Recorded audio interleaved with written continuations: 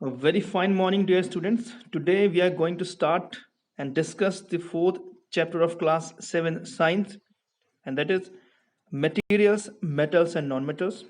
I'm BMS Rawat. In this chapter, we will study the different properties of metals and non-metals on the basis of various parameters like appearance, its malleability, ductility, hardness, conductivity. So, without much ado, let us start and let us move on to the notes directly and we'll discuss the properties there only. So, here we are with the notes. Now, we'll discuss the different properties and the differences between metals and non-metals. The first parameter and the first property is appearance. तो पहला जो property है वो appearance यानी कैसा वो दिखता है। मेटल्स की अगर हम बात करें, मेटल्स जैसे कॉपर है, सिल्वर है, गोल्ड है, एल्यूमिनियम है, ये सारे कैसे होते हैं? ब्राइट होते हैं, शाइनी हम कह सकते हैं। We can say these all are shiny, generally these are shiny, shiny होते हैं मेटल्स में। वहीं हम बात करें नॉन मेटल की, तो नॉन मेटल जैसे सल्फर हो गया, तो इस तरीके से और जो नॉन मेटल है ये डल इन अपीयरेंस होते हैं, यानी अपीयरेंस जो है इनका डल होता है, शाइनी नहीं होते।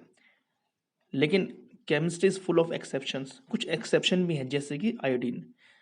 हम मेटल की जो बात करें, मेटल में मैंने कहा कि जनरली सारे लगभग जितने मेटल्स होते हैं वो शाइनी होते हैं। नॉन मेटल में मोस्टली नॉन मेटल्स जो होते हैं वो शाइनी नहीं होते और डल अपीयरेंस होता है, डल उनका अपीयरेंस होता है, शाइनी नहीं होते। लेकिन हाँ, आयोडीन एक ऐसा नॉन मेटल है जो कि शाइनी है। ठीक है, तो ये बात हो गई। Second difference is on the parameter hardness. तो metals generally metals are hard, जितने मेटल्स होंगे ज़्यादातर मेटल्स जो है हार्ड होंगे। आयरन ले लो, कॉपर ले लो, ये सब ये क्या है, ये हार्ड है। और वहीं नॉन मेटल की हम बात करें तो नॉन मेटल जनरली सॉफ्ट होते हैं, अगर हम कंपेयर करें तो सॉफ्ट होते हैं। लेकिन फिर यहाँ पर एक्सेप्शन आ जाता है हार्डनेस में। हार्डनेस में आप देखिए, मैंने कहा जनरली हार्ड है, लेकिन एक्सेप्शन क्या है? Sodium potassium. सोडियम और पोटेशियम ऐसे मेटल्स हैं, इतने सॉफ्ट हैं कि जैसे कहते हैं ना, लाइक मक्खन, मक्खन जैसे हैं, पर वो खाने लायक नहीं है, मक्खन जैसे तो है। यानी मैं कह रहा हूँ ये इनको हम कट कर सकते हैं easily with the help of knife. Sodium और पोटेशियम बहुत ही रिएक्टिव होते हैं और इनको इजीली नाइफ के साथ कट कर सकते हैं, क्योंकि ये बहुत ज़्यादा रिएक्टिव होते हैं। इन्हें स्टोर करते हैं केरोसिन में, केरोसिन के अंदर इनको स्टोर करते हैं। वहीं हम देखें नॉन मेटल में ये होते हैं सॉफ्ट।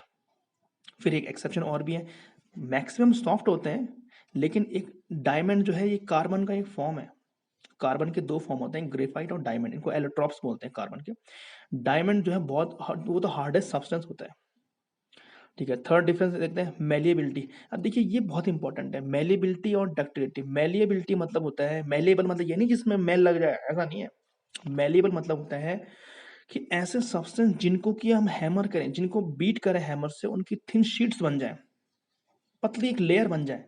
अब आप देखिए, जैसे आयरन की शीट्स बनती हैं, स्टील की शीट्स बनती हैं, कॉपर की शीट्स बनती हैं, या आप सिंपली एग्जांपल लेते हैं, आपने स्वीट्स देखी होंगी, मिठाई तो खाते ही हैं सब, काजू कतली और जो भी मिठाई होती है, आप देखेंगे जितनी भी स्वीट्स होती हैं उनके बाहर एक थिन एक लेयर लगी होगी, एक शाइनी लेयर होती है, जैसे कहते हैं एल्यूमिनियम फॉयल, जैसे सिल्वर फॉयल होती है। तो ऐसे ही मिठाई के ऊपर एक लेयर होती है। तो वो जो लेयर है वो एक प्रॉपर्टी है मेटल की, जिससे कि उनको थिन लेयर में कन्वर्ट कर सकते हैं। आप एल्यूमिनियम फॉयल देखिए जिनसे खाने को रैप करते हैं, वो भी एल्यूमिनियम की एक फाइन लेयर है। तो वो जो प्रॉपर्टी होती है, ये हम यहाँ देखते हैं, मेलिबिलिटी इज दैट प्रॉपर्टी। ये वो प्रॉपर्टी है जिसमें कि एक सब्सटेंस को अगर हम हैमर करें, उसको बीट करें, तो थिन शीट्स में कन्वर्ट कर सकते हैं, थिन शीट्स में, पतली शीट्स में कन्वर्ट कर सकते हैं, जैसे कि एल्यूमिनियम है, सिल्वर है। तो इस प्रॉपर्टी को बोलते हैं मेलिएबिलिटी। ऐसे याद रखो, M for malleability, M for mithai. मिठाई के ऊपर क्या होता है? थिन शीट होती है, थिन लेयर होती है। तो ये प्रॉपर्टी हुई मेलेबिलिटी। तो मेटल तो ये प्रॉपर्टी शो करते हैं, लेकिन नॉन मेटल्स ये प्रॉपर्टी शो नहीं करते, इतने स्ट्रांग नहीं होते वो। नेक्स्ट है डक्टिलिटी। डक्टिलिटी में क्या होता है? डक्टिलिटी वो प्रॉपर्टी है सब्सटेंस की जिससे कि उस सब्सटेंस को हम वायर में कन्वर्ट कर सकते हैं। Means it is the property of a substance by which it can be drawn into wire, जिससे कि इनको हम वायर की फॉर्म में चेंज कर सकते हैं।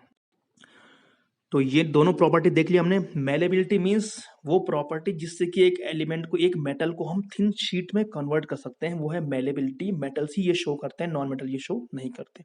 डक्टिलिटी क्या होता है? वो प्रॉपर्टी जिससे कि मेटल को अगर हम हैमर करें तो उसे हम वायर की फॉर्म में कन्वर्ट कर सकते हैं। वायर जैसे आपने देखा होगा, वायर कॉपर की वायर बनती है, एल्यूमिनियम की वायर बनती है, ठीक है। सल्फर की वायर आज तक नहीं बनी, इतने स्ट्रांग, इतने मजबूत नहीं होते ये, ठीक हो गया।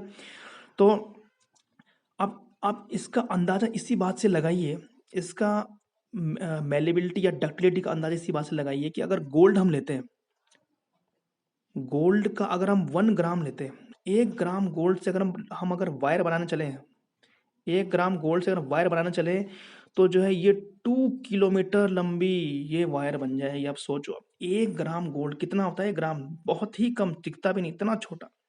1 ग्राम गोल्ड से 2 किलोमीटर लंबी बहुत ही फाइन पतली वायर बन सकती है। तो सोचिए कितना डक्टाइल है ये। तो गोल्ड जो है वो मोस्ट डक्टाइल मेटल है, सबसे डक्टाइल जो है वो गोल्ड ही है। 1 ग्राम गोल्ड से 2 किलोमीटर लंबी, 2 किलोमीटर कितना होता है? 2 किलोमीटर सोचो, जो आपका स्कूल का ग्राउंड होता है वो यहाँ से वहाँ तक वो 100 मीटर का होता है, उसको 20 बार कर लो आप, 20 टाइम्स रन करो आप, उतना 1 ग्राम गोल्ड से उतनी लंबी वायर बना सकते हैं। ठीक है, ये तो बात हो गई, डक्टिलिटी हो गया, मेलेबिलिटी हो गया। तो हम वापस आते हैं डिफरेंसेस में। अपीयरेंस में हमने बात की, मेटल शाइनी, ये मेटल्स जो होते हैं ये शाइनी होते हैं, ये डल होते हैं। हार्डनेस में मेटल हार्ड है और नॉन मेटल सॉफ्ट हैं। अब हार्ड तो है ही, किसमें क्या शक होता है? आयरन कितना, तो आयरन से तो ये मेटल से सब चीज़ बना हुआ है, सब चीज़ हार्ड होता है। मेलेबल, मेटल मेलेबल है, ये नहीं है। मेटल्स डक्टाइल होते हैं, इनसे वायर फॉर्म कर सकते हैं, नॉन मेटल नहीं है। हीट कंडक्शन, हीट कंडक्शन में मेटल्स जो है वो होता है good conductor of heat and electricity, यानी metals allow the heat and electricity to pass through them. Metal जितना होता है वो हीट और इलेक्ट्रिसिटी को अपने अंदर से पास होने देता है, इसीलिए ये गुड कंडक्टर होता है हीट के, जबकि नॉन मेटल नहीं होता। ये दोनों पॉइंट हमने यहाँ पर कर दिया। फिर मैंने कहा chemistry is full of exception. हम कह रहे हैं नॉन मेटल जो है वो बैड कंडक्टर होते हैं इलेक्ट्रिसिटी के, लेकिन एक एक्सेप्शन है, वो है ये ग्रेफाइट। ग्रेफाइट क्या है? ग्रेफाइट जो है कार्बन का फॉर्म है। ग्रेफाइट जो है, कार्बन के 2 फॉर्म होते हैं। अब कार्बन के जो 2 फॉर्म हैं, एक तो है ग्रेफाइट, एक है डायमंड। डायमंड ये रहा, ग्रेफाइट ये रहा, दोनों एक्सेप्शन है। नॉन मेटल ज़्यादातर मैक्सिमम लोग जो होते हैं वो बैड कंडक्टर होते हैं इलेक्ट्रिसिटी के, लेकिन ये जो ग्रेफाइट है जो पेंसिल के लेड में भी यूज होता है, ये गुड कंडक्टर है इलेक्ट्रिसिटी का। अगर हम पेंसिल को दोनों साइड से छील लें, उसे वायर से कनेक्ट कर दें तो करंट पास होगा, ठीक है। तो ये सारे डिफरेंसेस हमने यहाँ पर देख लिए। एक लास्ट चीज इसमें देखते हैं हम, आपने देखा होगा जितने भी स्कूल में आप देखा होगा, स्कूल बेल जो होती हैं वो किससे बनती हैं? स्कूल बेल कभी रबर की बनती है क्या? किससे बनती? किसी मेटल से ही बनेगी। स्कूल बेल जो है किसी मेटल से ही बनती है। मेटल से क्यों बनती है? स्टील से बनेगी, टिन से बनेगी, आयरन से बनेगी, क्योंकि उसको जब हम बीट करेंगे तो साउंड प्रोड्यूस होगी। तो ये जो प्रॉपर्टी है जिससे कि किसी सब्सटेंस को बीट करते हैं साउंड प्रोड्यूस होती है, उसे बोलते हैं सोनोरस। ये है सोनोरस, मीन्स साउंड प्रोड्यूसिंग। तो मेटल्स जो है वो साउंड प्रोड्यूस करते हैं, लेकिन नॉन मेटल साउंड प्रोड्यूस नहीं करते हैं। तो ये सारे डिफरेंस हमने देख लिए, shiny, hard, malleable, ductile, good conductor, sonorous. तो ये प्रॉपर्टी है मेटल एंड नॉन मेटल की। So this is all for today or for this lecture. In the next lecture we'll move on to the different physical and chemical properties.